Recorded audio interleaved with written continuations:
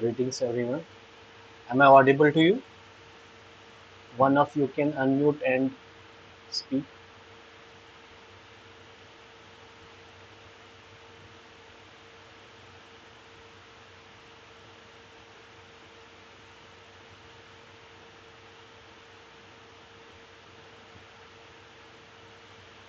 So basically, let's wait for 1 or 2 minutes, and after that we can start.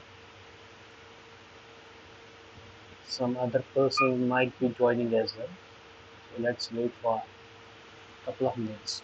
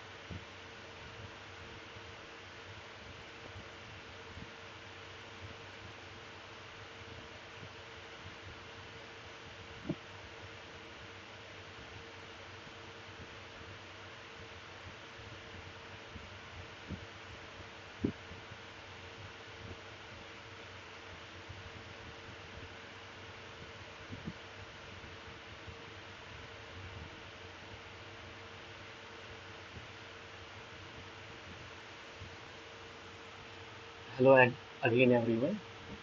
Myself, Atil Naseer, and I'm a PhD student at Department of Electrical Engineering at IIT Kanpur, and I will be teaching as an assistant uh, and solving for your doubts during the course, which is being taught by Professor Sanjeev Sambadar. And as you all know, that this will be a 12-week course, and wait a second, someone else is joining. So this will be a 12-week course, and we will be having these problem-solving sessions every week for those 12 weeks.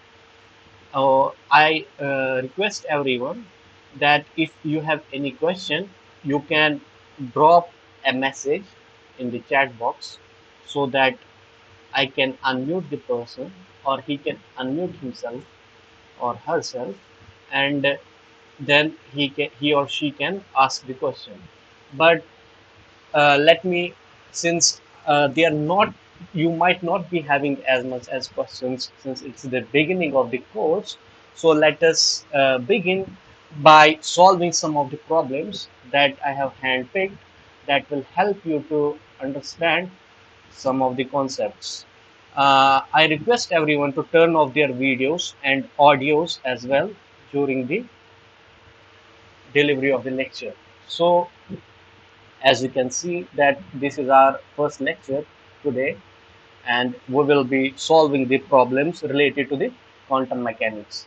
Wait a second. Someone has, okay, Mohan, you can speak.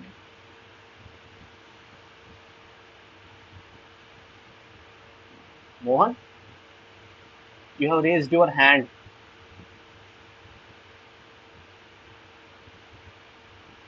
Mohan,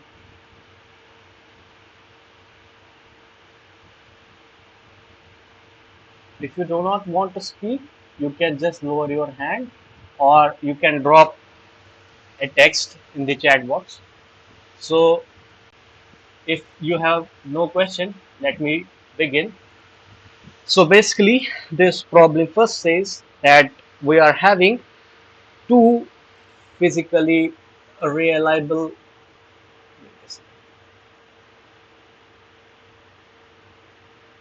we are having two physically realizable states which are represented by two wave functions psi1 and psi2, and we have been asked to show how the linear combination of these two states is also physically realizable. So basically, as we all know that this wave function has all the information that we need about any state. As you have been taught by the professor in the course, this wave function is the core of the quantum mechanics that we will be dealing with, and this core will enable us to solve the real world problems related to the quantum mechanics. So if I have any wave function psi1, so let us try to solve this. If I have any wave function psi1 of x comma t and psi2 of x comma t, and both are physically realizable. So let me write it like this: both are physically realizable. And you must be knowing what does this mean. This means that the psi is continuous, its derivative is continuous, and it is normalizable as well, and also it does not blow up. So the particle is present somewhere in the space. That is the probability of finding it in between the intervals of minus infinity to infinity is some finite number, which is 1.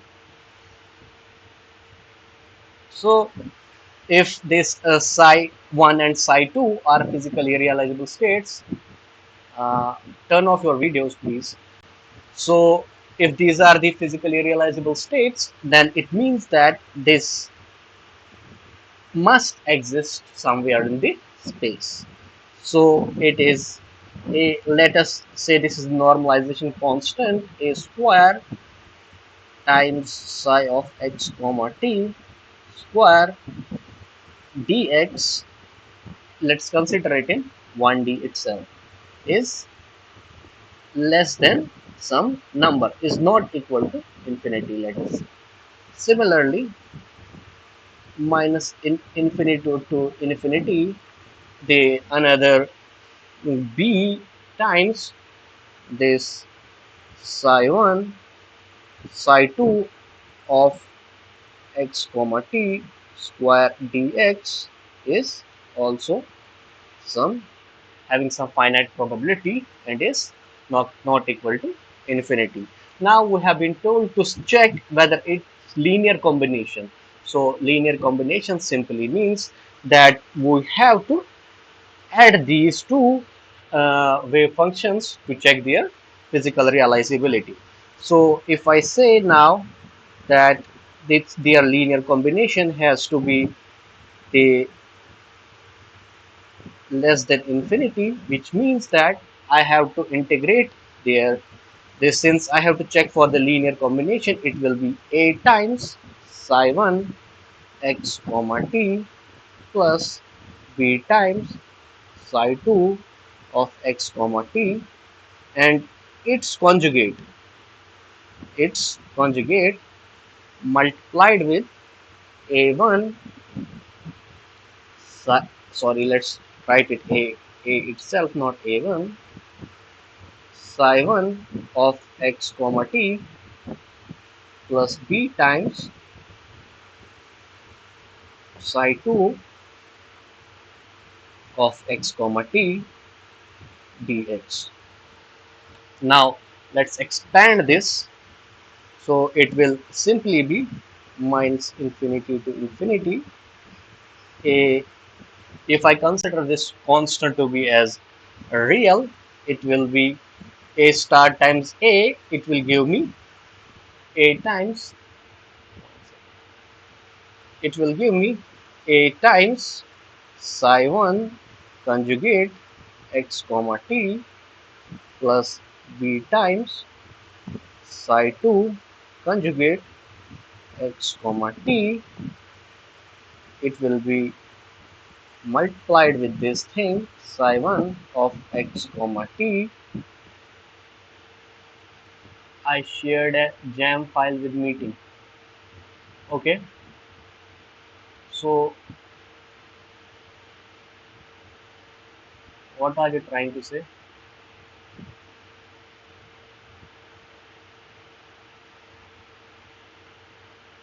Tanish,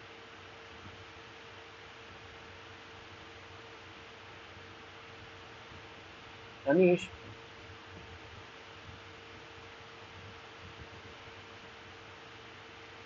haha, what are you trying to say? I thought you shared some file in the chat. Okay, but it might be by mistake. It's okay. It's okay. You can mute yourself. So this is a times psi 1 of x comma t plus b times psi 2 of x comma t dx.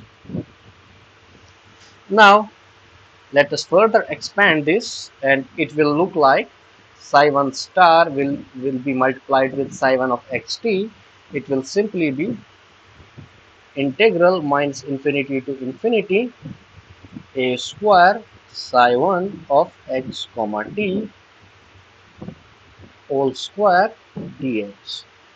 The other term will be just the a times b psi 1 conjugate times the psi 2. So it will be simply minus infinity to infinity a times b psi 1 conjugate x comma t plus sorry psi 2 of x comma t dx, and similarly we will be having this term multiplied with both of these. This will give us ba plus ba with limits between minus infinity to infinity psi 2 conjugate x comma t psi 1 x comma t, and this will be integrated over dx. Similarly, we will get minus infinity to infinity d square psi 2 of x comma t whole squared dx.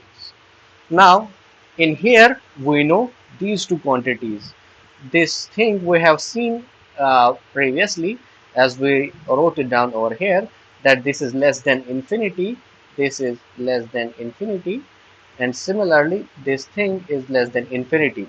So these two things, these two terms won't affect the physical realizability of the system. As we know, the summation of these two is physically realizable. Now, the thing which will matter to us is this term and this term.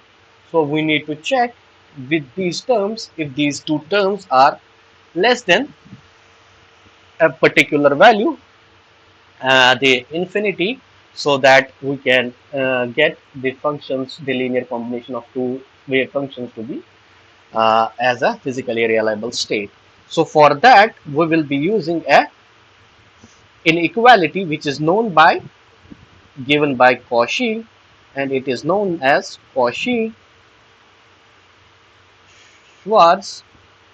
inequality. So this inequality says that if I have some wave function psi 1 of x2 and psi 2 of x comma t, then if they are square integrable, then we have a condition which is given between the limits a and b psi 1 star x psi 2 x dx. It has to satisfy the condition the square root of the same wave functions, but this time they are square mods. Dx a to b psi 2 of x square dx. So if we see from this inequality, we are having the similar expression.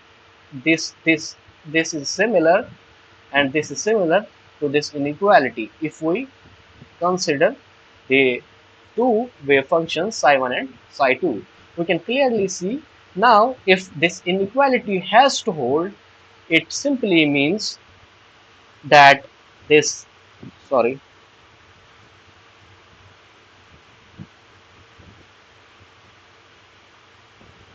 let's insert some slides. So it simply means that these four terms in the expression have to be less than infinity. So it simply means that this term, which we already knew was less than infinity, this term b squared times psi 2 x comma t dx was also less than infinity. So it simply means that this term psi 2 conjugate of x comma t psi 1 x comma t is less than infinity if we consider this inequality, since these individual terms, this psi 1 and this psi 2, they both are less than infinity. So it means that this psi 2 conjugate psi 1 is less than infinity. So similarly, this psi 1 conjugate x comma t plus into psi 2 x comma t is less than infinity. So it implies that this linear combination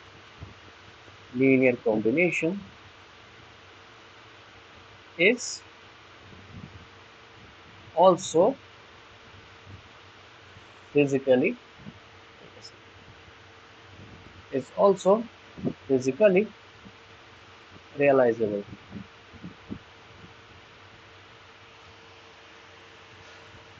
Now, as in the course, you must have seen that the professor was uh, making himself repeatedly say that we have to deal with the operators, that he, as he showed you the kinetic energy operator, this how we can manipulate to get the energy operator, and all these operators which we deal with in quantum mechanics are were taught by the professor in the lecture. And this problem over here says something about the operators that we need to understand. So this is simply saying that if I'm having any wave function whose expected position, this you must have seen this position operator as well in the lectures. This position operator is given by this x, and we have to show this dx by dt, that is the velocity, in terms of the wave functions in 1D system. So we are having this 1D system where this wave function will simply be given if I consider this some wave function which is psi. Let us just consider it as a function of position. If psi of x is a wave function,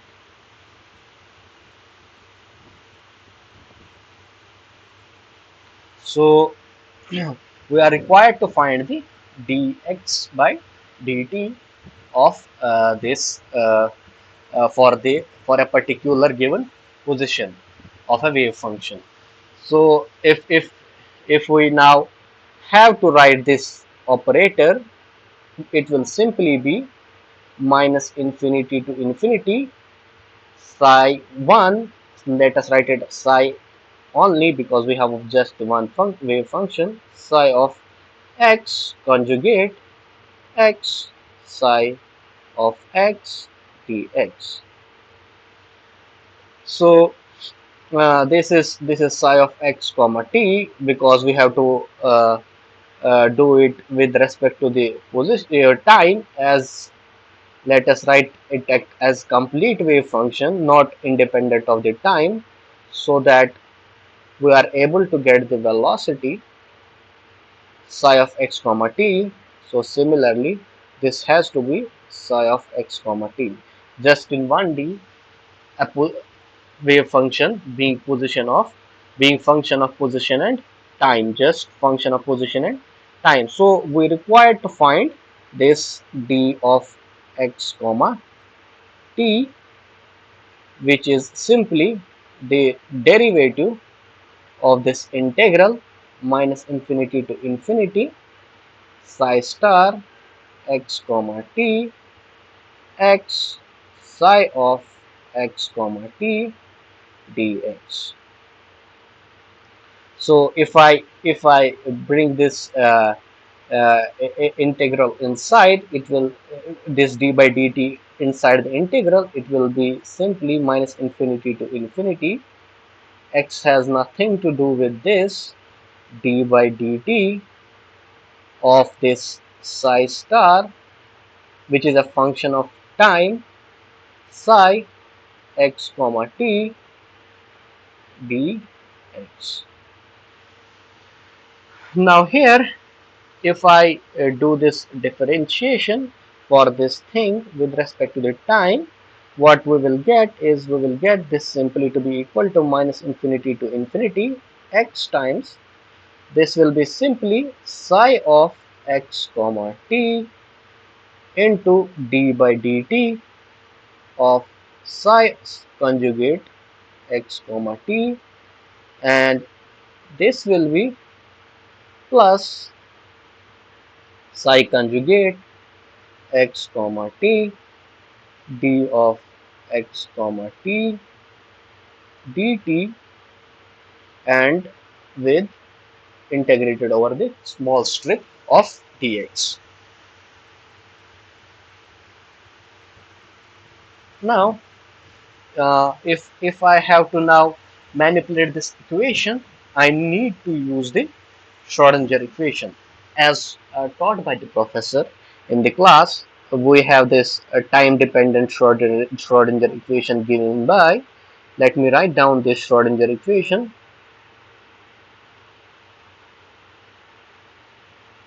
We will simply get this iota h bar d psi by dt, which is the energy part, is equal to, this total energy is equal to the summation of the kinetic energy d square psi by dx square plus the potential energy.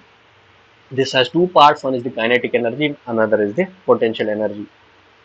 So do some manipulations to this equation, we will get it to be equal to, just divide by iota h bar. I will simply get this as h bar iota.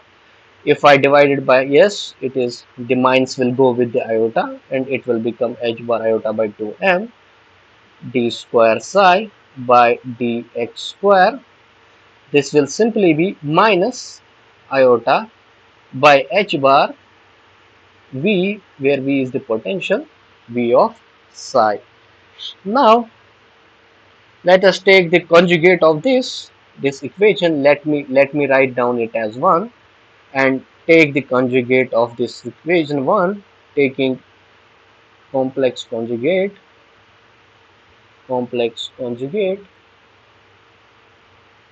of equation 1.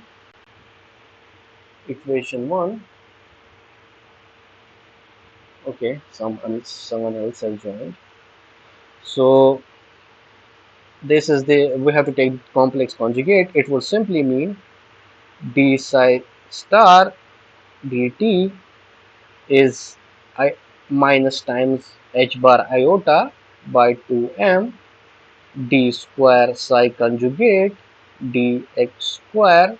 This will become plus iota h bar v psi conjugate. Let me write it down as second equation.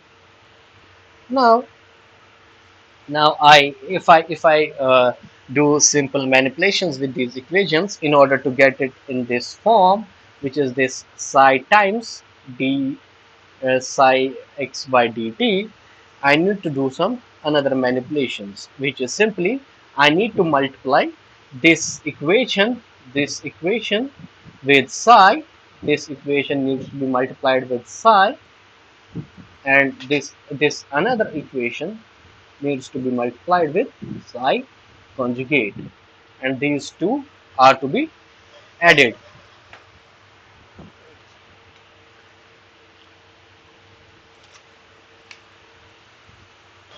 So if I do the same, I multiply this equation 1 by psi conjugate, I will get it to be psi conjugate d psi by dt, and I multiply by this second equation by psi, it will be psi d psi conjugate by dt, and I am adding both these equations. It will simply give me minus, let us do with this equation first, minus iota h bar to m. This has been multiplied with psi. Let us put it in brackets so that we don't get confused. So this is d square psi conjugate by dx square. This will be iota h bar b times psi into psi conjugate. Let's move to another slide. And when I multiply with this thing, it will be simply uh, h bar iota multiplied with psi 2m plus, so let me write here, continued, continued, plus this will be simply uh, h bar iota by 2m multiplied with psi d square dx square, since this is multiplied with psi conjugate, yes, and this will be minus iota h bar b times psi into psi conjugate.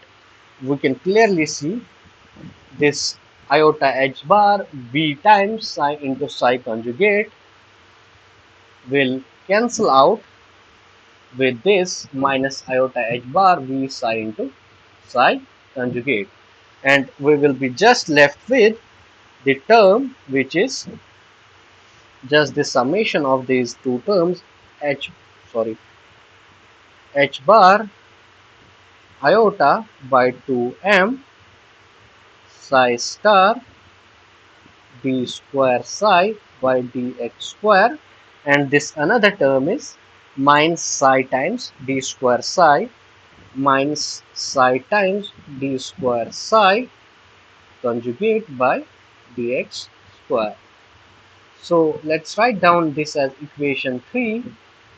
So this is our third equation, and now if I do some more manipulations with these equations, that I take this derivative outside, it will simply be like this. This is the derivative when taken outside, d psi by dx minus psi d psi star by dx. So it will simply give me the equation to be equal to d psi star of dx d psi by dx, okay, minus no, this will be plus because this will be having second derivative as well, plus psi star d square psi by dx square, and then we will be having minus terms, d psi by dx into d psi star by dx minus times d square psi star by dx square. So it would simply imply that I will be having, wait a second, this has to be psi. This will simply be meaning that this term and this term will go, and this term, this total term over here, is just simply equal to this term which is psi star d square psi by dx square minus psi d square psi star by dx square. So let's name this equation as 4, equation 4, and now if I use this equation 3 and equation 4, this equation 3 and equation 4, it will simply mean that this term needs to be uh, replaced with this term in the in that particular equation. So it would mean that if I use this equation 3 and equation 4, using equation 3 and 4, we can simply say this dx by dt, which we found over here, dx by dt is simply given by dx by dt equal to h bar iota by 2m, h bar iota by 2m, and it will be simply this equation which we found out over here, with the limits between minus infinity to infinity, x times d by, what was it, d by dx of psi star, d by dx of psi star, and this has to be, wait a second, this has to be x times d by dx of psi star times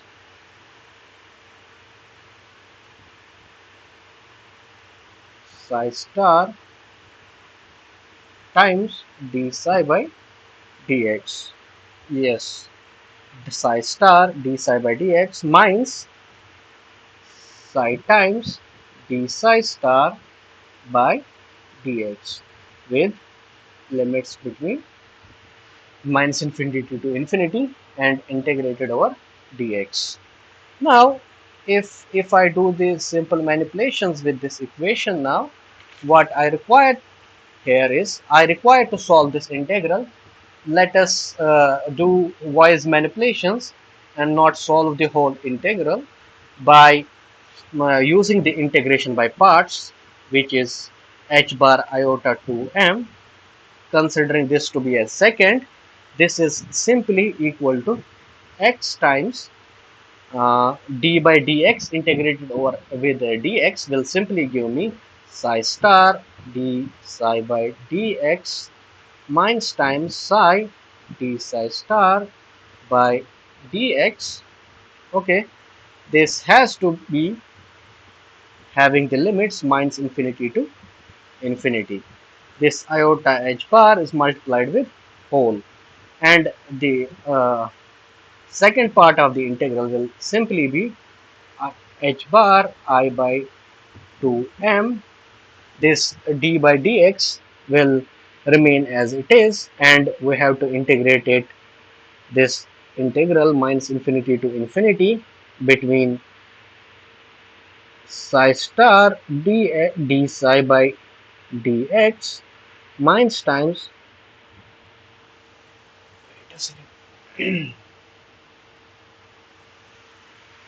minus times d psi star psi by dx.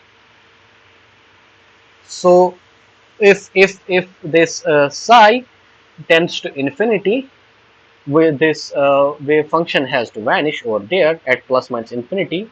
So dealing with this part, we will clearly see that this part is gone. So now we are left with just this thing, which is dx by dt is simply given by minus h bar iota by 2m minus infinity to plus infinity psi conjugate d psi by dx minus times d psi star by d psi into psi, with integrated from minus infinity to infinity with limits. So now if I now do the integration by parts again with this thing only, so that I get some reduced terms, I will obtain this to be equal to minus h bar iota by 2m.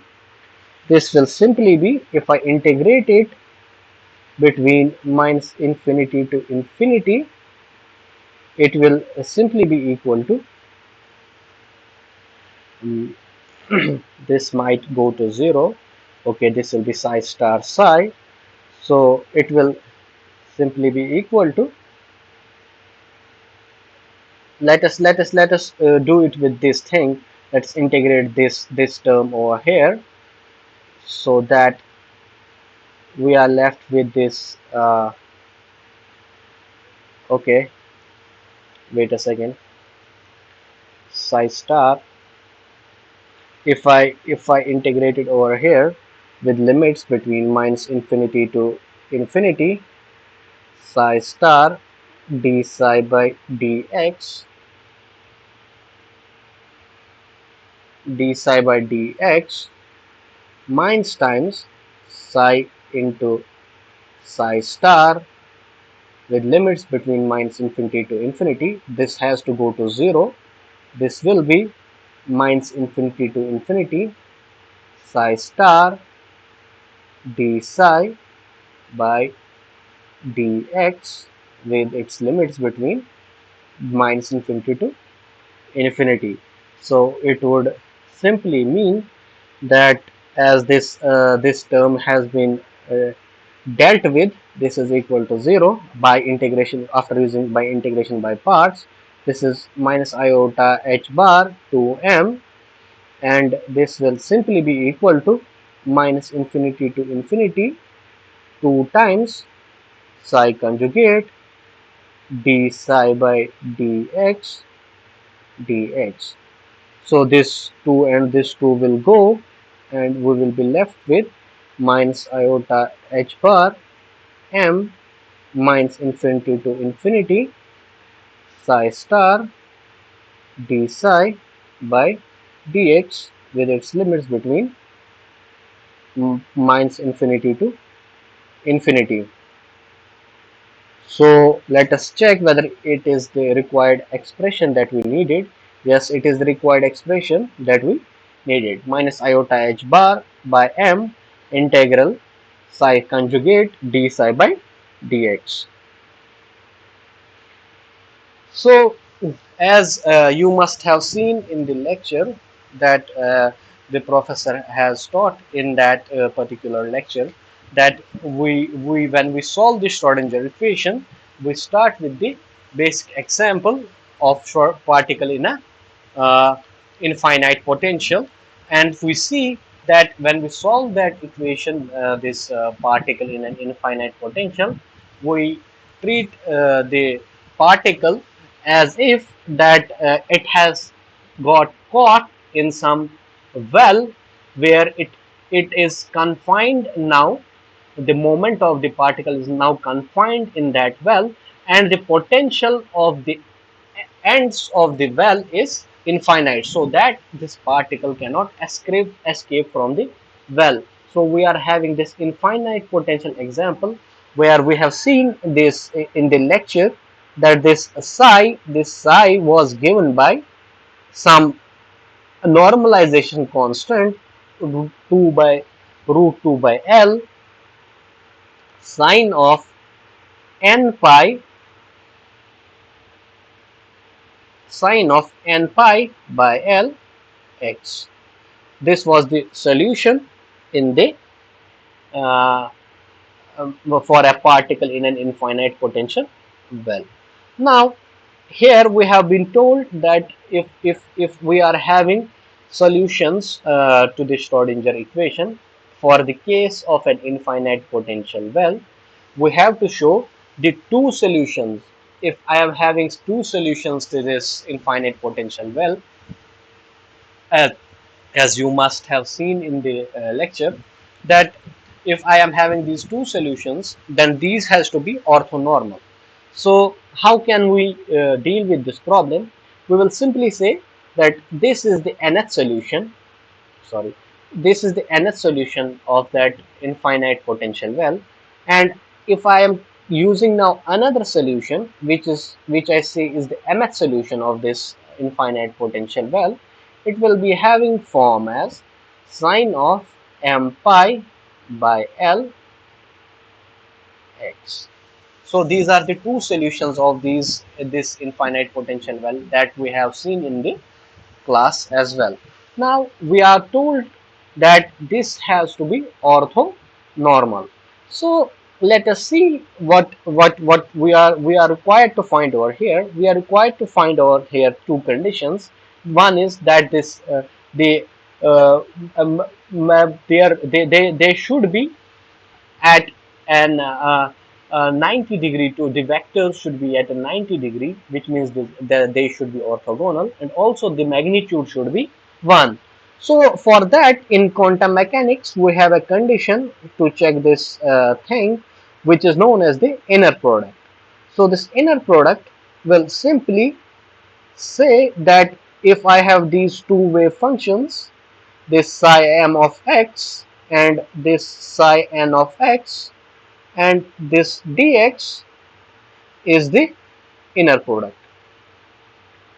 So this is the inner product that we have to evaluate. So now if you can clearly see over here, this sine m pi x m pi by lx is real. If I do the conjugate of this, it will simply, let me represent it by some integral I. So this I is equal to this thing 0 to L root of 2 by L sine of m pi by L x multiplied by sine of n pi by L x with dx. Sorry, I forgot to write its normalization constant. Wait a second. So it has to be root of 2 by L for nth solution.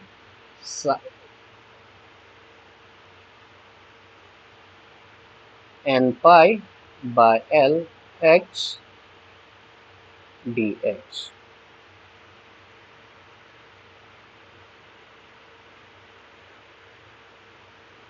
Now you can clearly see this integral will reduce to I equal to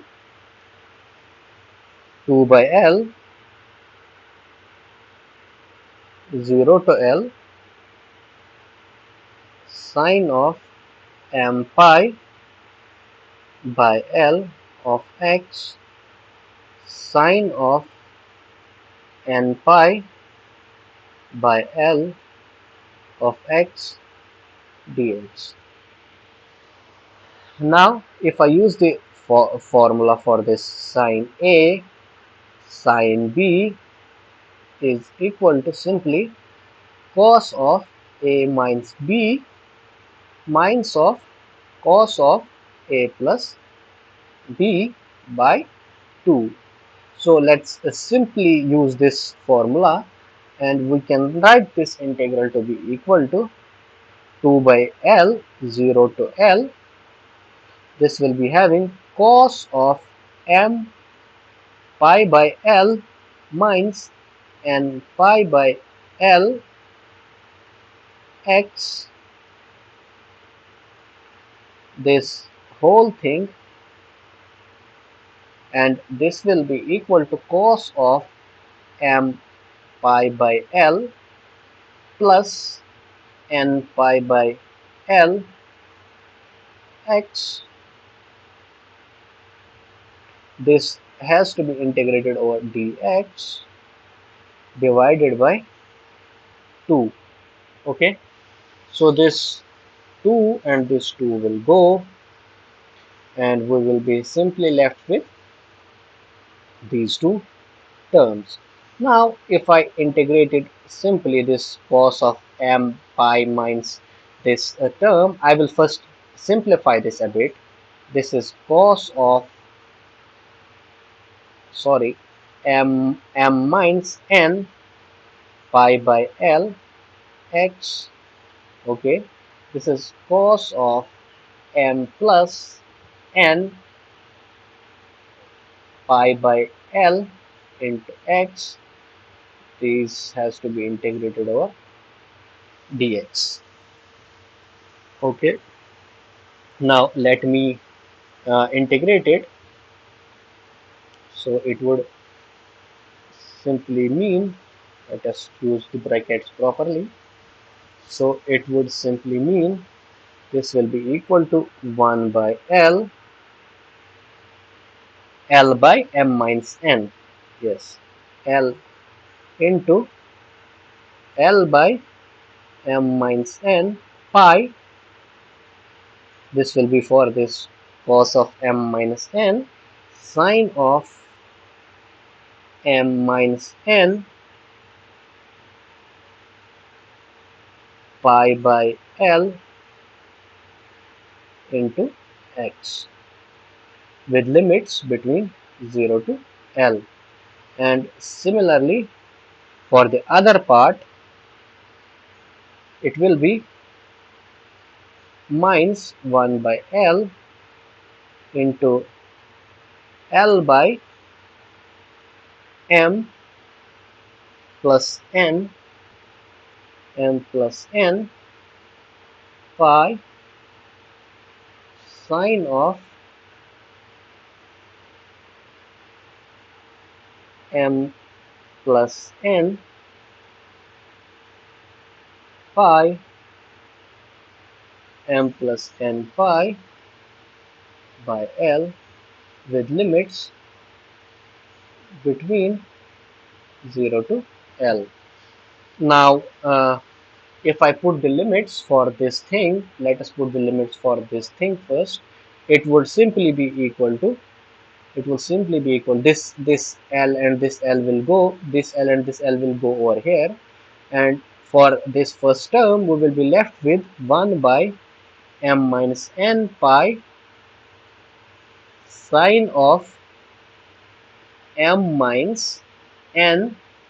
This uh, L and L will go when I put the limit as L, and when I put the limit as x equal to 0, sine 0 will be equal to 0.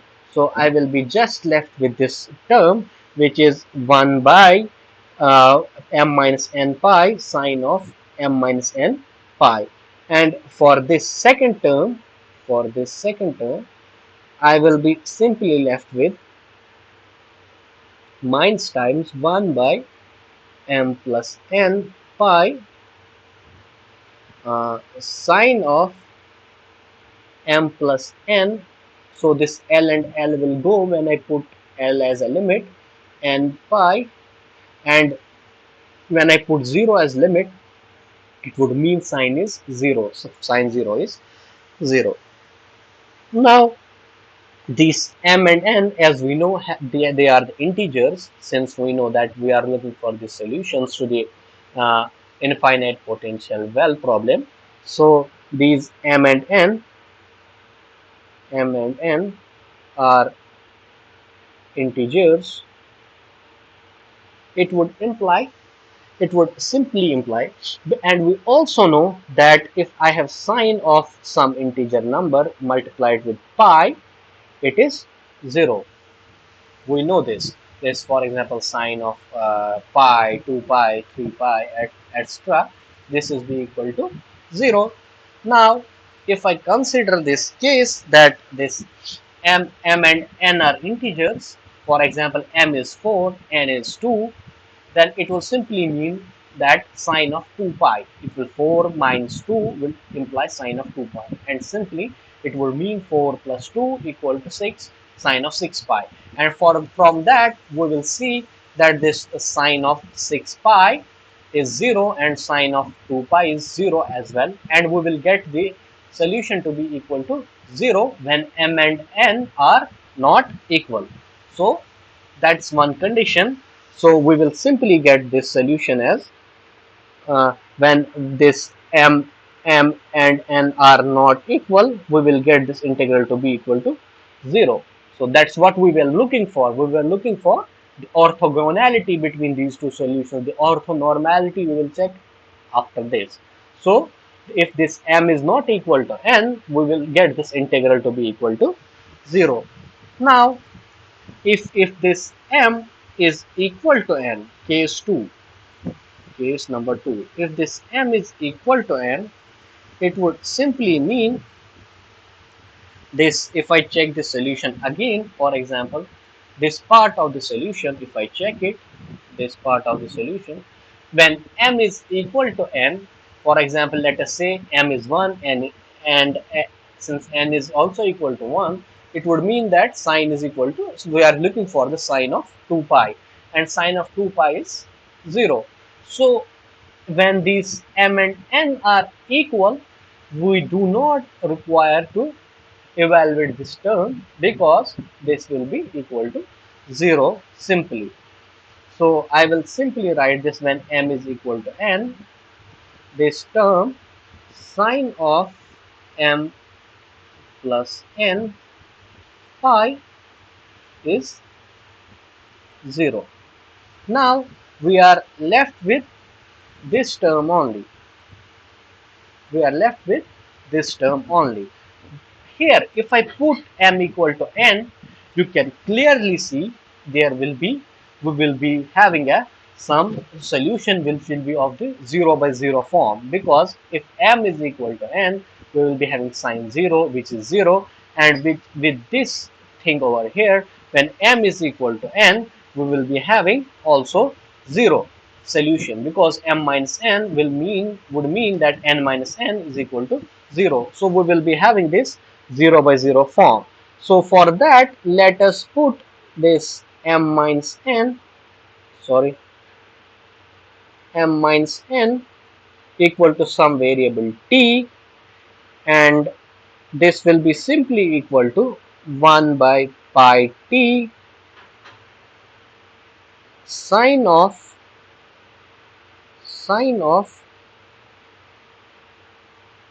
t pi. With now, since this m is equal to n, this t would tend to 0 with limit t tending to 0. So now if I use this the L'Hopital's rule to solve for this problem, it would simply mean that this has to be uh, we have to derivate the upper numerator and the denominator separately. It would simply mean I would get this to be equal to 1 by pi.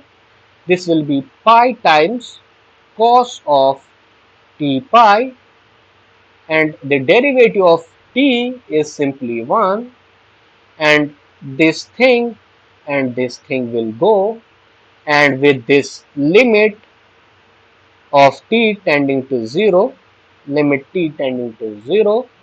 this cos of 0 is equal to 1. We know this cos of 0 is 1. So what have we obtained? We have simply obtained the solution for this. We have simply obtained that if we have two solutions for an infinite potential well, both these solutions are having a magnitude. They are orthonormal with the condition that if m is equal to n, this is having the magnitude as 1.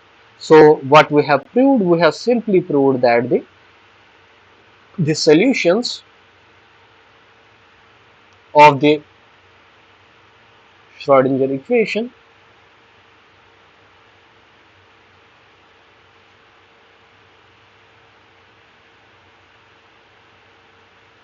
to the infinite potential problem are orthonormal. So this is one of the implications of the solutions of this infinite potential well problem. Now, if we see that we have been told in the lecture about this Heisenberg's uncertainty principle, that we cannot measure the position and the velocity at the same time. Wait a second, someone is trying to join. Okay. So we had seen that this position and this velocity both cannot be determined simultaneously. and you must have gone through the lectures, and in those lectures you must have seen that how the professor taught us the same thing.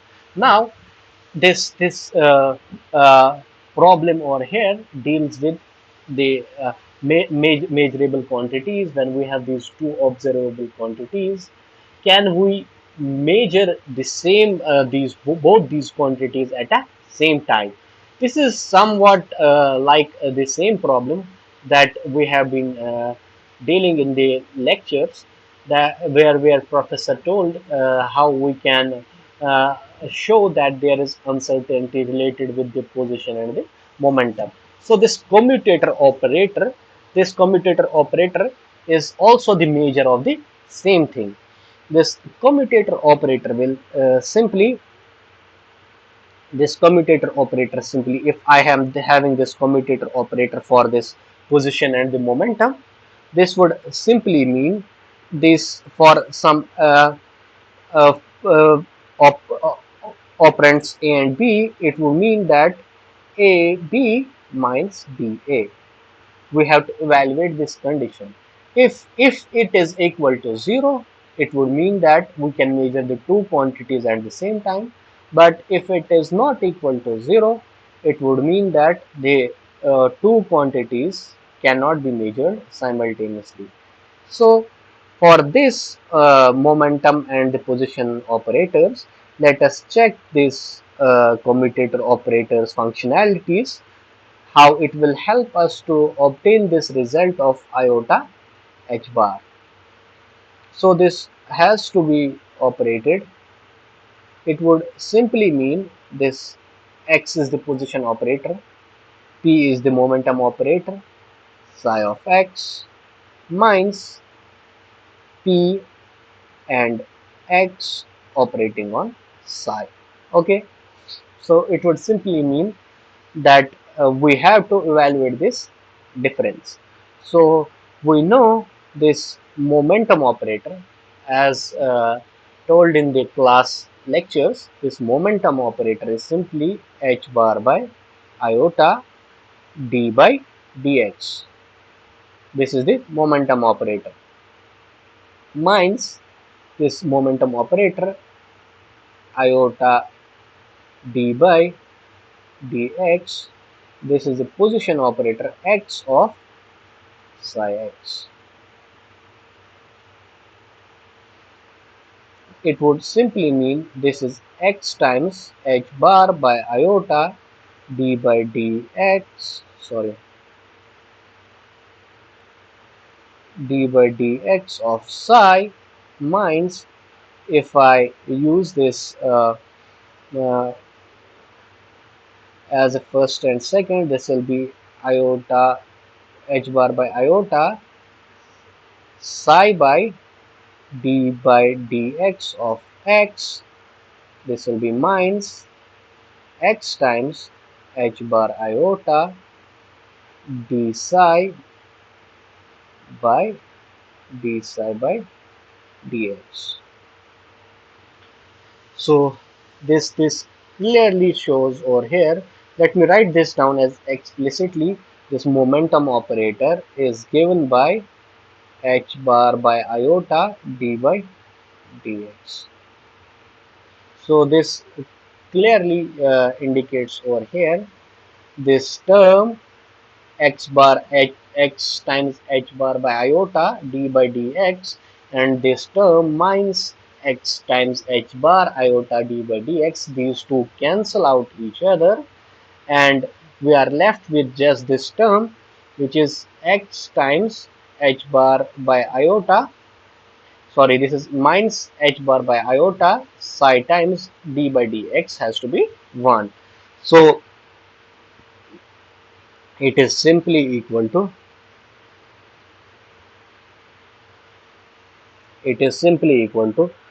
x comma p of psi of x is simply equal to minus h bar by iota psi of x, yes.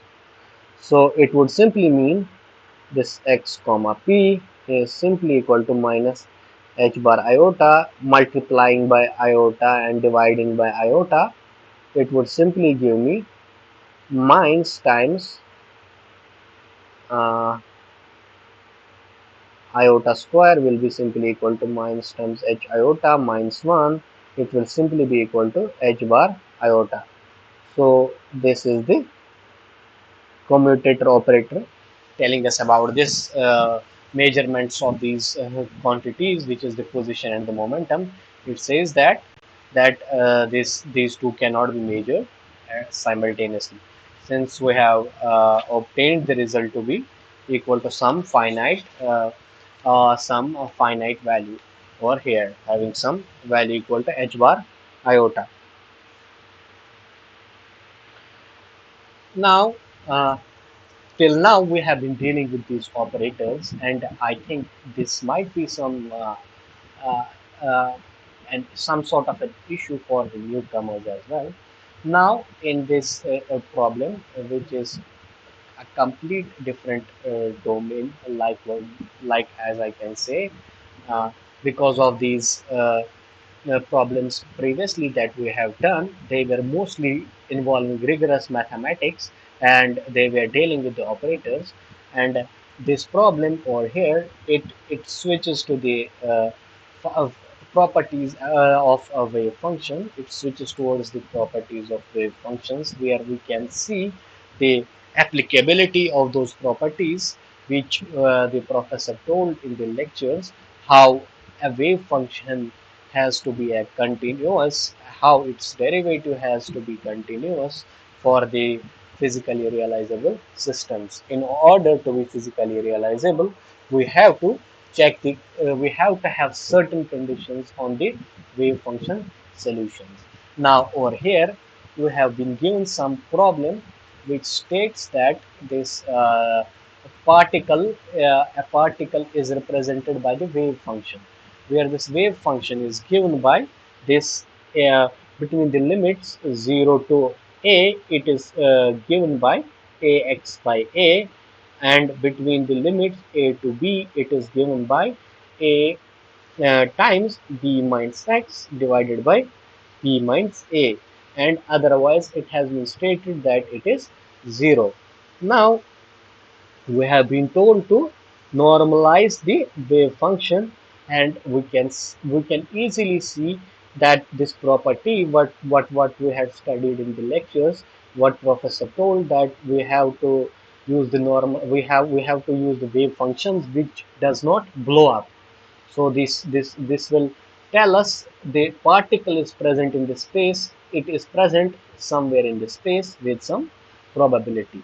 So if I am going to solve for this normalization condition, I would simply be summing or integrating this function between the limits of 0 to b, uh, and I will be equating it with the total probability of finding the particle in the whole space.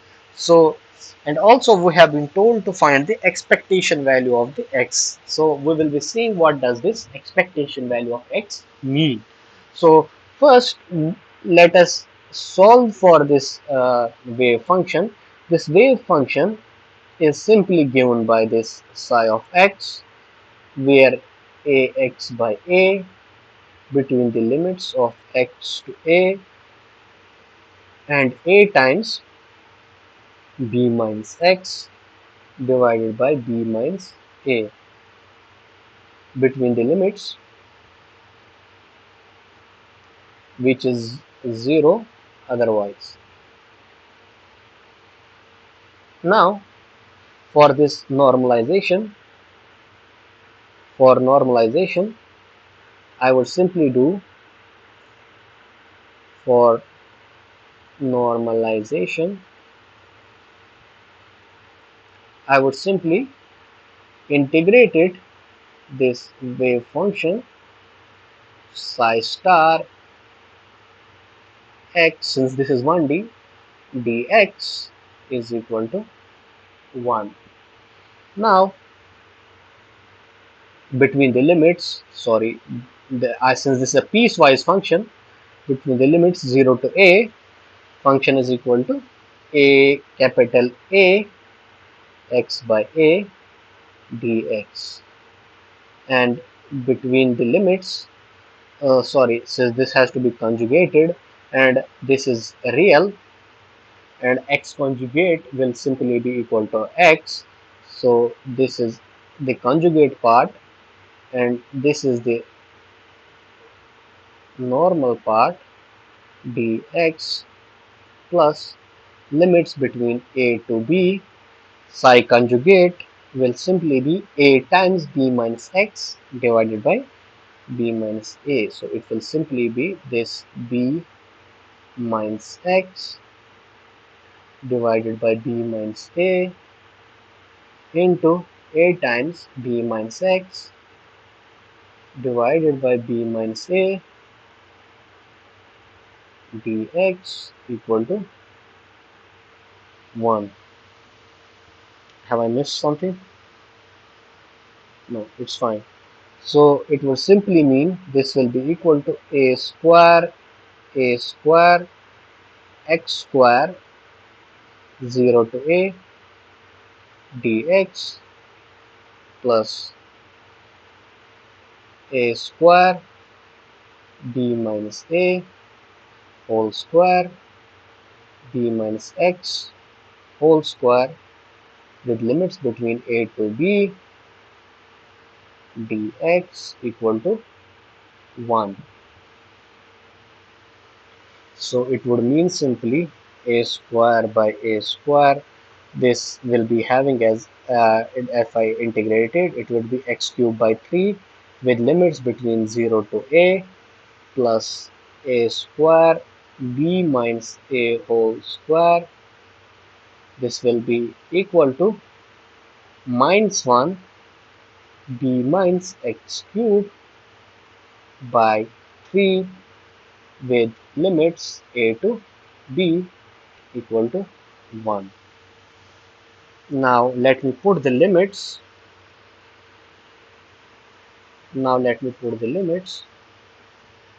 It would simply mean this a square by a square. This will be a cube by 3.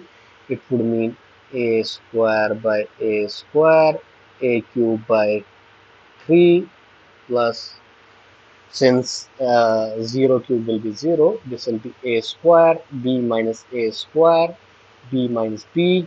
So it will be simply a square by b minus a square minus times b minus b minus 1 times b minus b, which will obviously be 0, minus times minus 1 b minus a cubed by 3 equal to 1. Yes. So it would mean this is equal to 0 and I will be left with a square a by 3 minus and minus is plus, and this b square will go, this will be plus a square by into b minus a by 3 equal to 1. It would be a square a plus a square b minus a square a equal to 3. This and this will go and I will be left with b a square b equal to 3, or b is equal to root 3 by, or sorry, let me write it down like this, or this normalization constant a is equal to root 3 by b.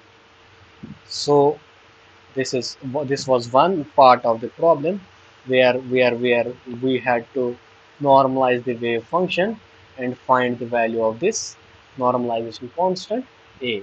And the second part of the problem says that we have to find the expectation value of the x. So this expectation value of the x is simply given. Expectation value of the x, we just need to manipulate using the operators that we had seen in the previous problem. So this expectation value of x, right, we'll write it down. This is the b part. Expectation value of x, this is simply given by minus infinity to infinity psi conjugate operating on x psi dx. Now we have this wave function which is defined piecewise, and this piecewise wave function is simply 0 to a. We are having it to be equal to a x square by a. It is equal to capital A by a into x. This x operator, this position operator, this x by a dx, plus between the limits a to b, we will be having it equal to a times b minus x divided by b minus a times b minus x divided by b minus a into x, a times b minus a b minus x dx, or simply this will be a square by a square x cube 0 to a dx, plus this will be simply a square by b minus a whole square. Fine.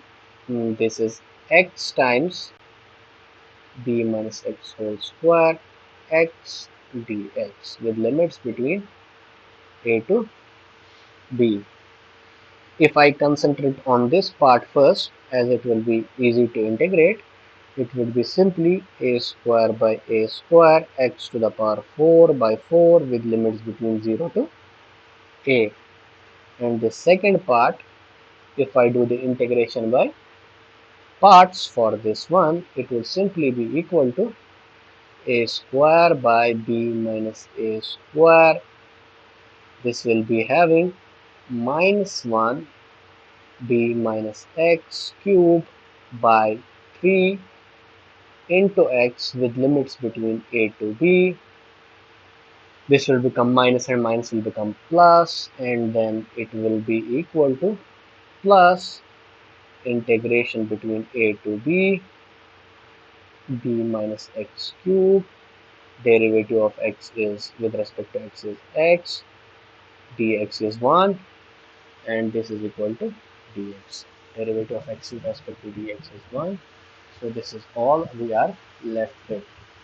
Now let's add some slides and put the limits for this. It will be a square by 4, a square by 4. It will be a square by 4 plus a square b minus a square b minus a square with limits. If I put the limit to be equal to b, it will be 0. When I put it to be equal to a, it will simply be equal to uh, b cube. Okay, b minus b whole cube, it will be simply equal to 0. So I will be left with b minus a into a divided by 3, and this another part which needs to be integrated, which will be simply equal to minus 1 times b minus x 4 to the power of 4, and I was having the factor of 3 as well, 4 into 3 with limits between a to b.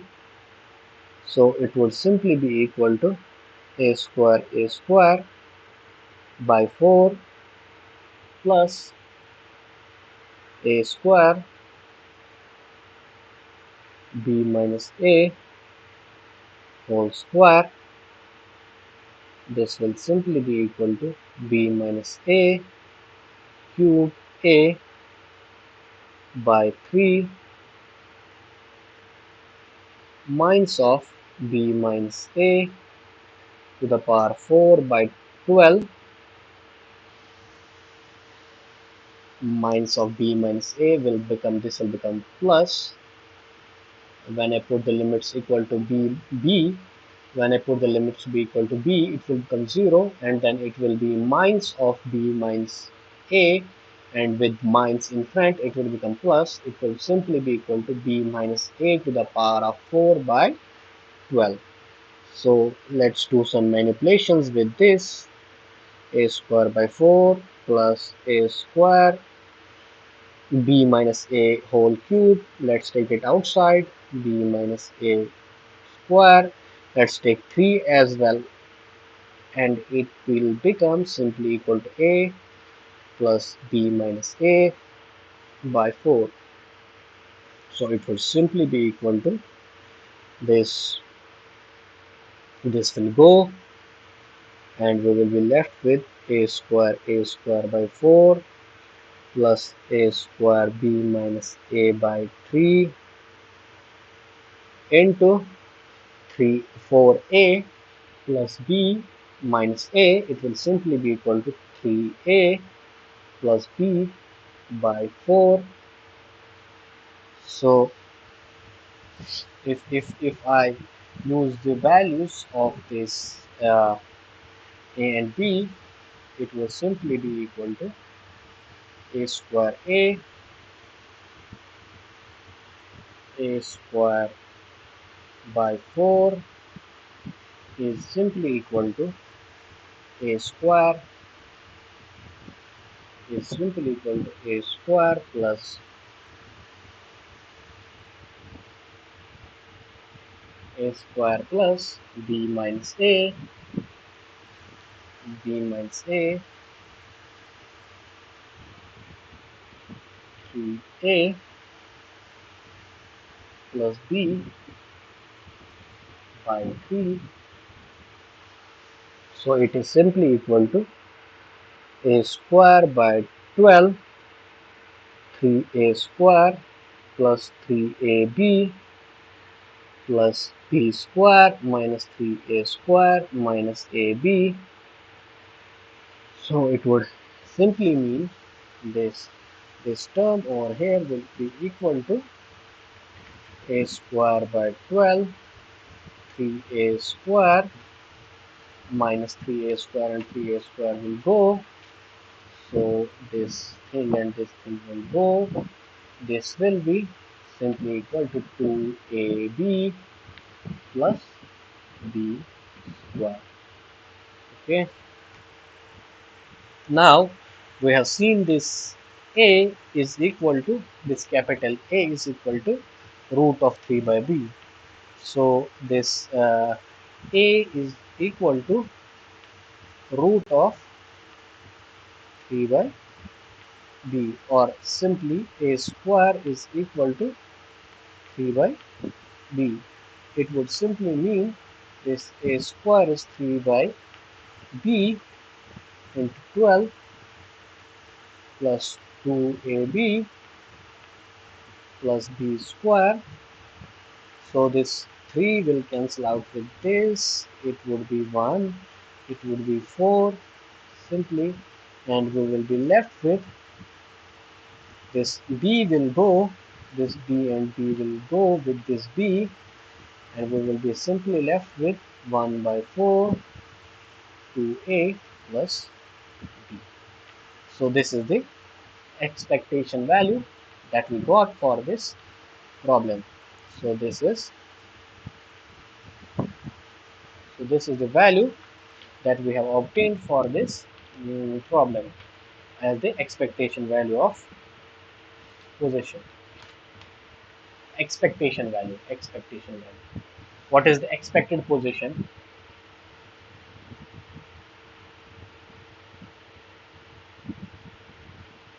Did you got this?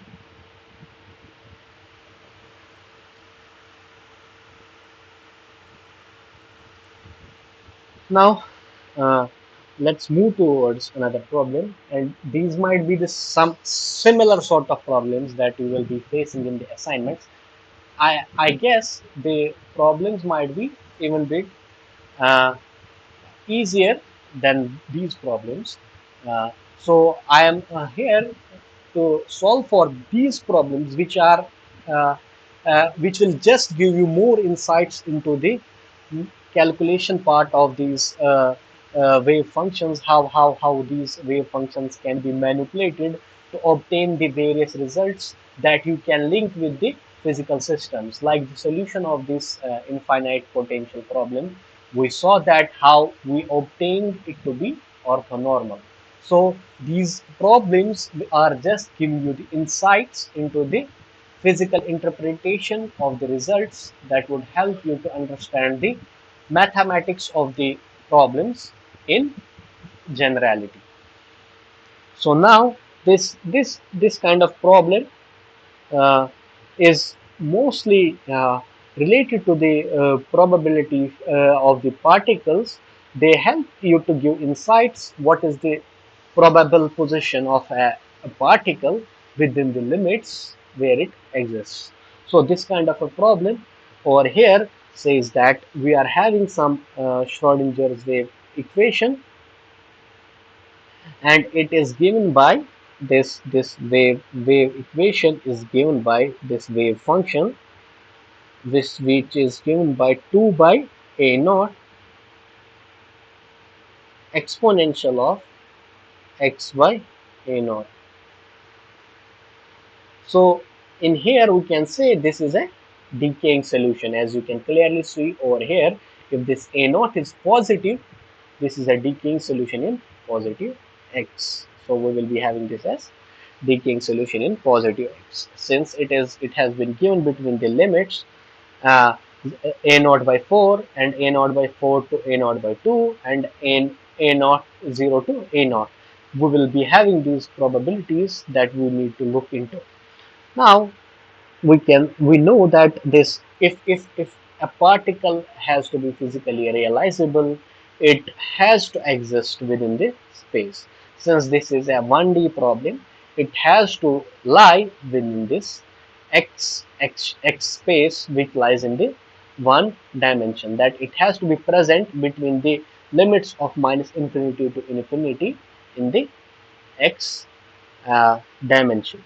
So it would simply mean this particle, if it has to be physically realizable, it has to satisfy this condition psi star psi x dx is equal to 1, which means that the particle has to be present in the limits of minus infinity to infinity, and it does not have to blow up.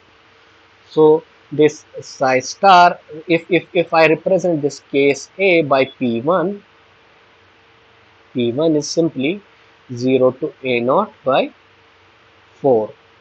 This psi star will be simply equal to 2 by A naught E minus x by A naught. This psi is this is a real. This psi and psi star both will be same, 2 by A naught E minus x by A naught dx. So this will simply be equal to 2 by A naught outside the integral, 0 to A naught by 4 e to the power of minus 2x by A naught, with its limits between 0 to A naught by 4. Now if I integrate this, sorry, now if I integrate this, it will simply be equal to P1 P1 is equal to 2 by A naught 2 by a naught minus a naught by 2 minus a naught by 2 exponential of minus 2x by a naught with limits between 0 to a naught by 4. So it would simply mean that this is equal to this. A naught and a naught will go, 2 and 2 will go, and I will be left with minus 1 exponential of minus 2 by a naught. X is a naught by 4. This will be minus of minus will be plus of exponential of 0. So it would simply mean that it is equal to minus times exponential of minus 1 by 2 plus 1 exponential of 0. So it would simply mean this is 1 minus exponential of minus 1 by 2. So let us calculate its value. Exponential of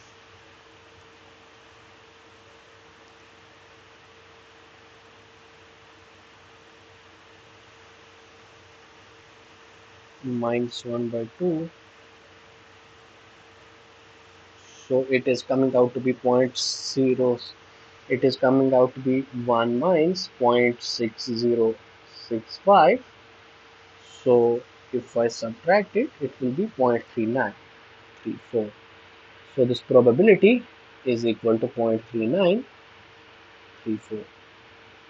So this gives us insight that if we look for this particle within the limits 0 to a naught by 4, it will be having a probability of approximately 39%. So if I now look for its probability between the limits of what we can say a naught by 4 to a naught by 2, let us see what whether the probability will increase or whether the probability will decrease. So this thing remains the same.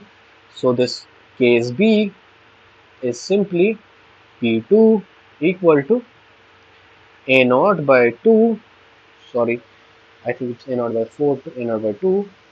Yes, it is a naught by 4 to a naught by 2 with this 2 by a naught root of 2 by a naught exponential of minus x by a naught into 2 by a naught exponential of minus x by a naught dx. So it is simply equal to 2 by a naught by 4, a naught by 2 exponential of minus 2x by a naught dx.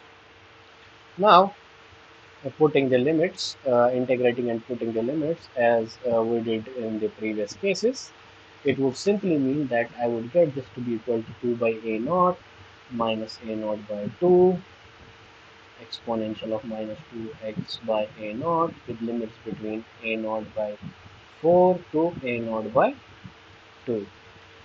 So now uh, what we are looking into a decaying function, and by intuition we should get this probability less than the probability that we got for the limits between 0 to a naught by 4. That is what we are looking for. We want this probability, by our intuition we want this probability to be less. Now let's put the values and check whether our intuition is right or not. So it simply would mean this a naught and a naught will again go, this 2 and 2 will go, and we will be left with minus of this thing exponential of minus 2 by a naught a naught by 2, and this will be plus exponential of minus 2 by a naught by 4, and it will simply be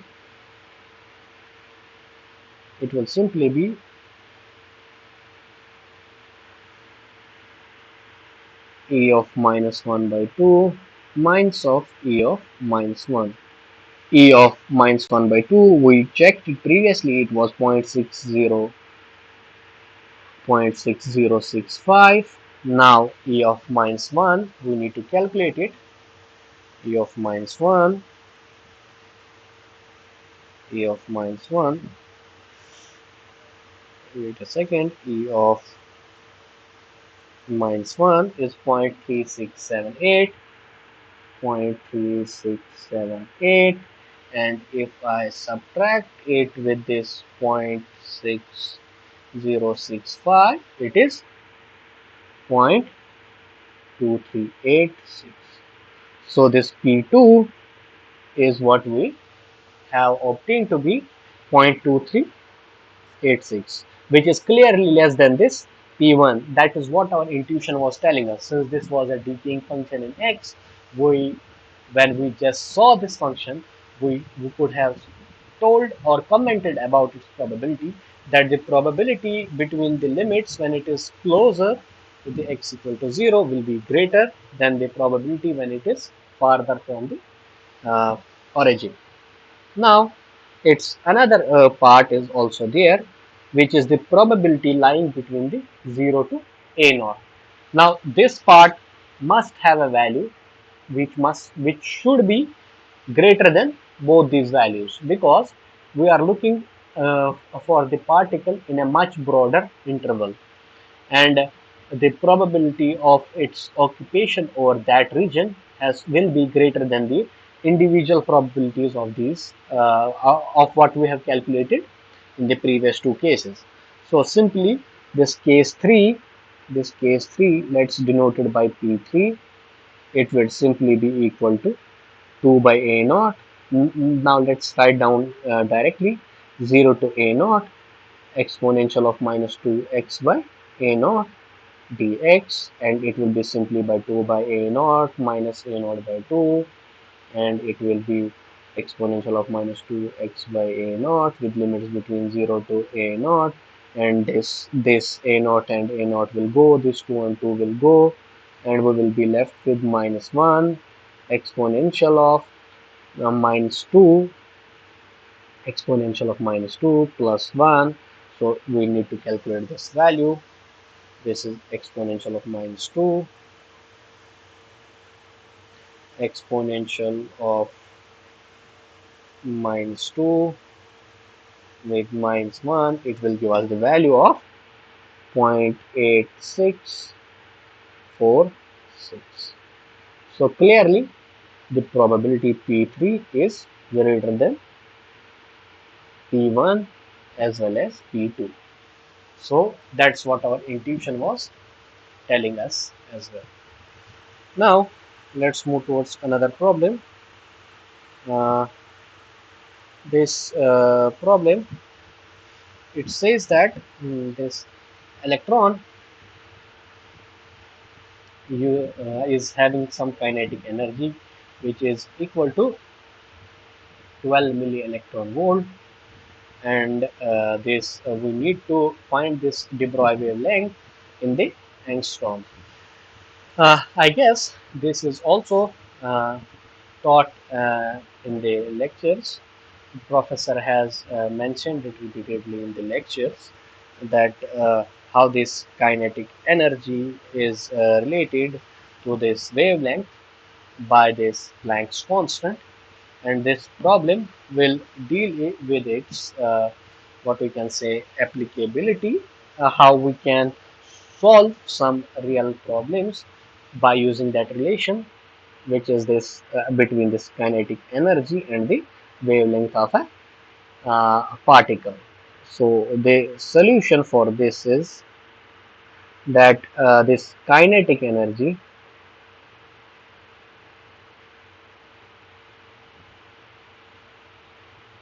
is 12 milli electron volt. Okay, so this kinetic energy is simply given by p square by 2m, where this p is the, let me write it down explicitly over here, p is the momentum. Okay, so this p is the momentum over here, and this kinetic energy is, from this we can find p, this momentum, to be equal to 2m times the kinetic energy. M is the mass, m is the particle mass, and in this case this particle is electron for us. As it has been written, the electron has a kinetic energy of 12 milli electron volt. So it simply means that this m is equal to 9.11 into 10 to the power minus 31 in kilograms. So the value of P is simply equal to 2 into 9.11 into 10 to the power minus 31 into this kinetic energy, which is in milli electron volts. Since I am dealing in SI units, I need to convert it into a joule formula. So this milli electron volt will simply be equal to 12 into 10 raised power minus 13, sorry, minus 3. Milli electron volt is simply minus 3, milli is minus 3 into the electronic charge, 10 to the power of minus 90. Since this was in electron volts, I am dealing in SI units. I have to do this unit conversion. Be careful of the units. So if I now uh,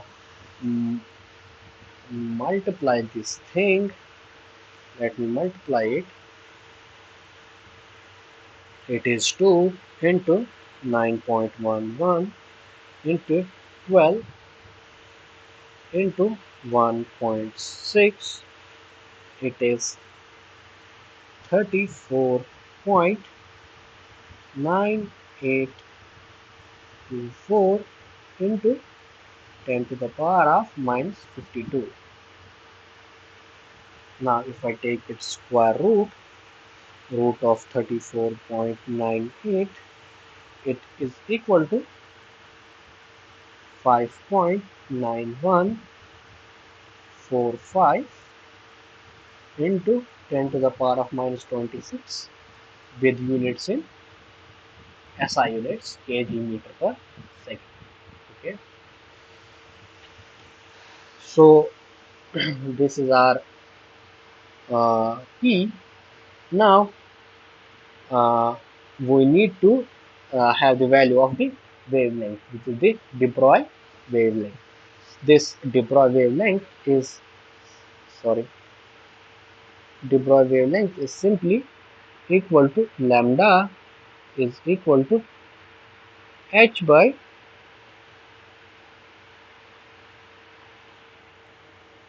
wait a second. So it is equal to h by p, where p is this momentum and h is the Planck's constant. H is Planck's constant. Okay, so simply this h is having the value of 6.62 into 10 raised to the power minus 34, and this p is having the value of uh, 5.91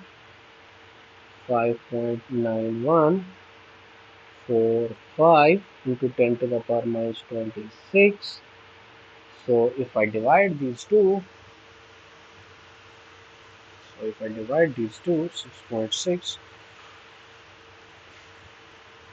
9145, it would give me 1.12 into 10 to the power minus 8 meters.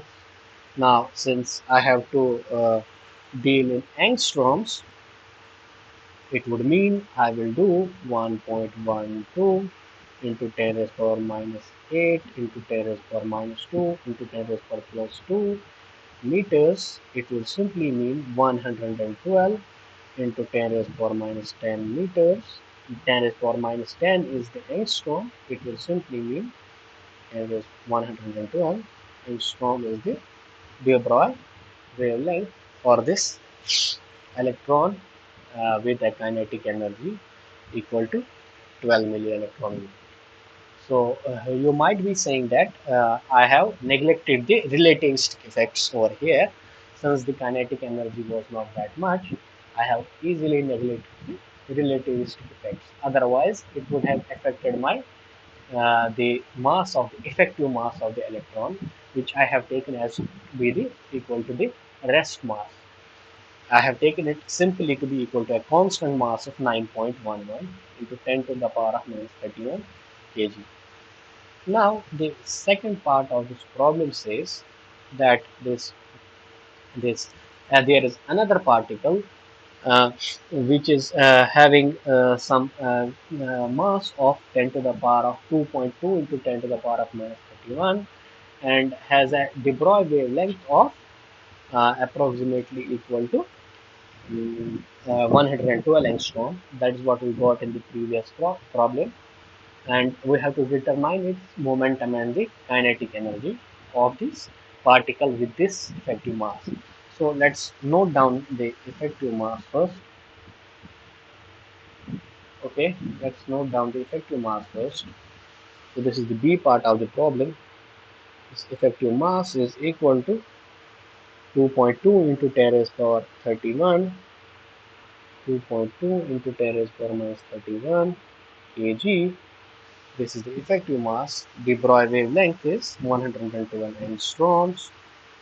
Now we need to find this momentum, which is simply given by h by p, and this h is simply 6.625 into 10 to the power of minus 34 divided by, sorry, this momentum is given by h by lambda, and this is 112 into 10 raised power minus 10 meters. So if I solve for this, I will get the value for the momentum. It is 6.625 divided by 12. It is 5.91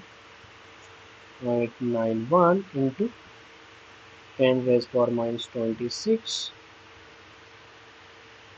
10 raised power minus 26 kg meter second.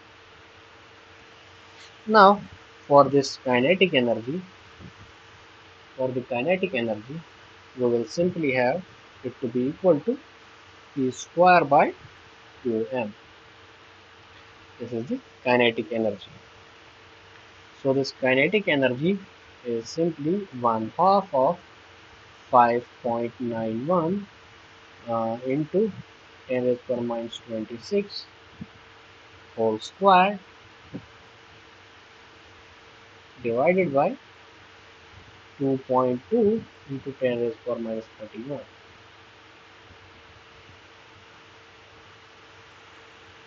So this is 5.91 into 5.91 divided by 2.2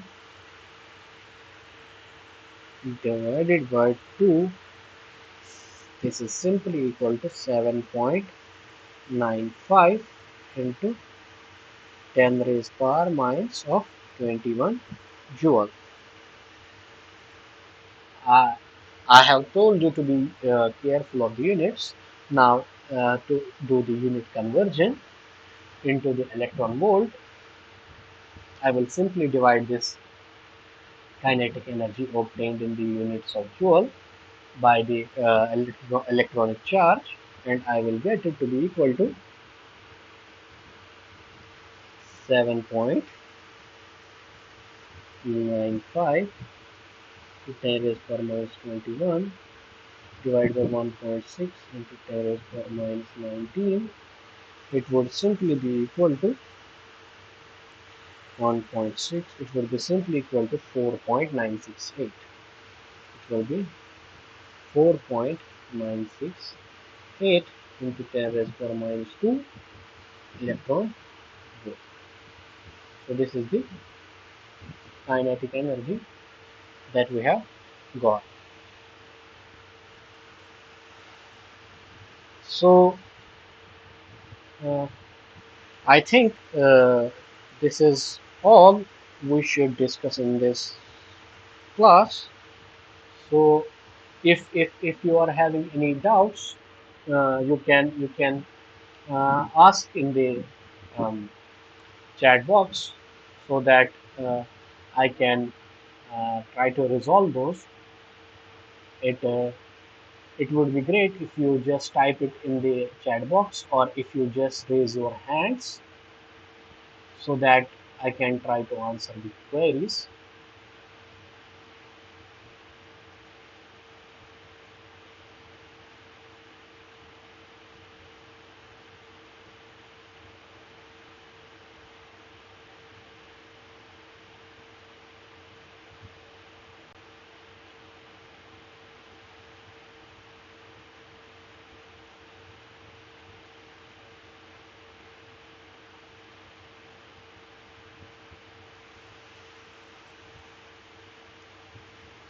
So, am I assuming that there is no question? Okay, sir. Okay. Third from starting. Okay. Someone else wants to join. Sir, can you explain orthonormal question? 1 second. I will go to that question. Thank you, Kaushik. Here. Okay. So this orthonormal condition over here. As once again, I would like to say that this professor has taught us this in the lectures, that the solution to the infinite potential well, he taught us that uh, he taught us that how we can obtain the solution for infinite potential well, and we got the solution to be of the form of sine of x. And when we used the condition for the wave function to be lying between the 0 to L, we found that the solution is of the form of root of 2 by L sine of n pi by L x, where L is the length of this box where this particle is lying. So this infinite potential well solution, when they basically have some characteristics or the properties, and one of the property is the orthonormality. So this for this orthonormality, we just take two solutions of this infinite potential well. We just say the two solutions will be of the form of uh, sine n pi by x by L and sine m pi x by L. And for checking its orthogonality or the orthonormality, we just use the inner product. And if we obtain this value uh, to be equal to 1, when both the m and n are equal, we will say that this satisfies the condition of orthonormality. Else, if it does not satisfy this condition, we will say this is non-orthonormal. However, we see when we solve this integral between the limits of 0 to L, we observe that this solution is simply this sine of m pi by L x into sine n pi by L x integrated over 0 to L between uh, the limits of 0 to L, and we use a simple mathematical formula of sine of A into sine of B is simply equal to cos of a minus b minus cos of a plus b divided by 2. And from this, we just noticed two things. While solving this integral, we have to be careful about the condition about condition of these variables, or what can say condition of these m and n values. We have seen that when we solve this particle of infinite potential well, we saw that these particles will have a particular value. This m and n will have particular value which is integer only. It is satisfied for the integer values. So this m and n are integer values. So whenever I have to solve for this integral, I will be considering m and n to be integers only. So when I try to solve for this integral, I get some formula in terms of this cos and sine, and finally I arrive at this solution for this integral, which I get in terms of sine of m minus n and sine of m plus n. Now here I am having m minus n and m plus n. Now whatever may be the value of m and n, if they are non equal, if m is not equal to n, and if they are integers, and if I multiply or add any two integers, I will get an integer. So it would simply mean a, if a m is 6 and if n is 2, m minus n is 4, simply I will be getting sine of 4 pi, and sine of 4 pi is simply 0. Similarly, if now I am doing m plus n, m is 6, n is 4, m plus n is 10, and sine of 10 pi is 0. So it would mean that whenever m is not equal to n, I am getting this integral to be equal to 0, which is the condition. And now when m is equal to n, if m is equal to n, say m and n are both equal to 5, so I will be getting m plus n, I will be getting this term over here, m plus n, to be equal to, let's say 5 plus 5 equal to sine of 10 pi. So sine of 10 pi is again 0. So this term has nothing to do with our uh, calculation now. It is simply equal to 0. And we are left with this term over here only.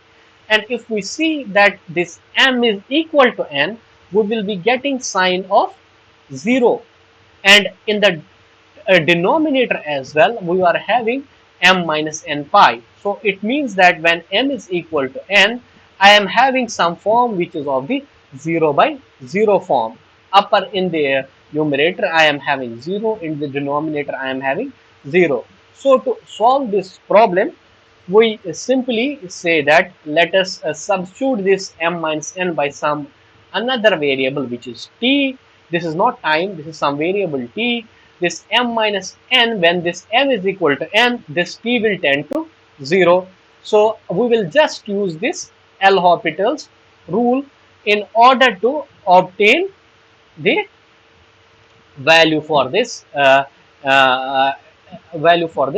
integral that we have evaluated. So when we do the L'Hopital rule, we will differentiate this separately. We will differentiate this separately, and we will simply get a sine of t pi as to be equal to pi cos of t pi. And for this pi t, we will simply get be equal to pi. And when this limit t, when this t tends to 0, we know this cos of 0 is equal to 1, and so we will be getting this to be equal to the value of the integral to be equal to 1 when m is equal to n. So we have satisfied this orthonormality conditions. There is okay, Tanish. Okay, sir, for the expectation value, yes. It is directly. It is just the operator that we are using. For any operator, it has to be for if I have to calculate for the momentum operator, let's say I will simply integrate it between the limits. For example, it is in the whole space. I will integrate it between minus infinity to infinity. This is just for the observables. I will integrate it between minus infinity to infinity psi star times the operator. The psi star will operate on this operator multiplied by the psi and integrated over the whole space.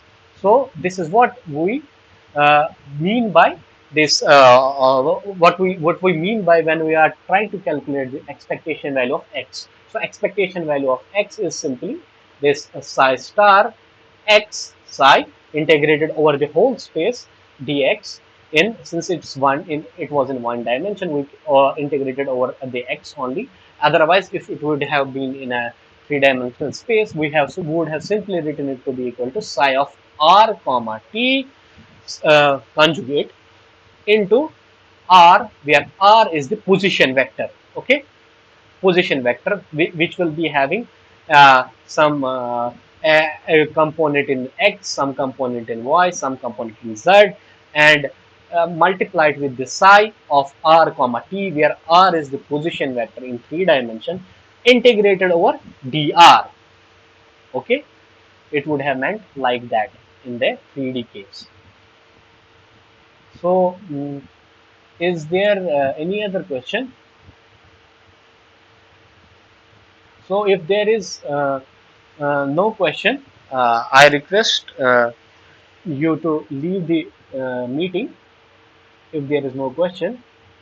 Uh, and if there is any question, you are free to ask.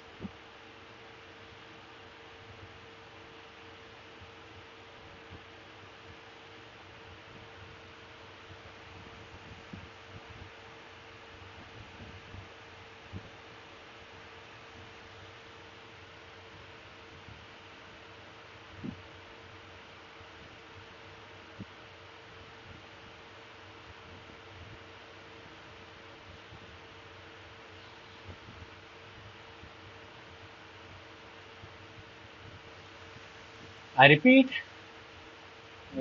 please ask the questions if you have.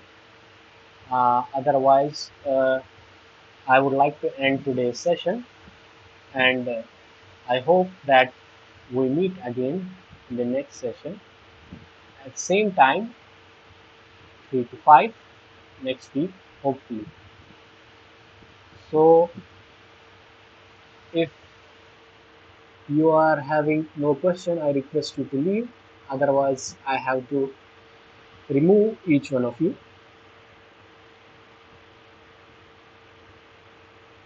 Okay, someone wants to join.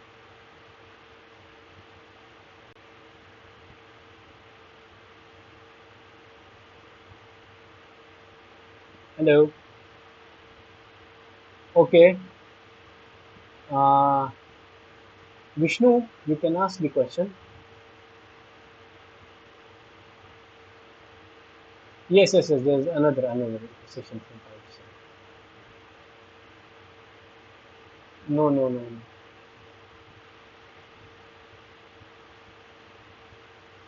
Okay, thank you.